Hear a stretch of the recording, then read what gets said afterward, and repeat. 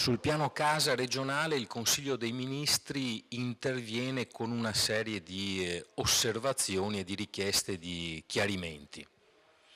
Sì, ci è giunta notizia appunto che nell'istruttoria propedeutica al pronunciamento che sarà domani da parte del Consiglio dei Ministri è stata formalizzata una richiesta su alcuni punti che riguardano il piano casa 2013 che la Regione ha approvato appunto a fine novembre.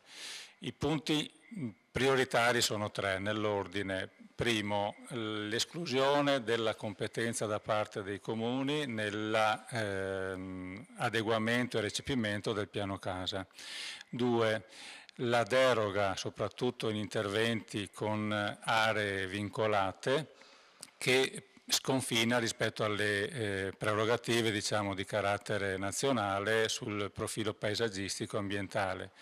Terzo, la contraddittorietà del piano casa TER del Veneto rispetto all'obiettivo dello stop al consumo di suolo.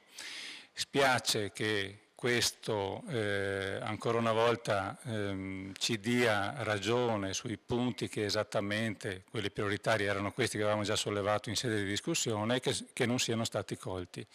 È chiaro che se ci sarà domani l'impugnativa, questo costituisce un ostacolo e creerà comunque una fase di disorientamento.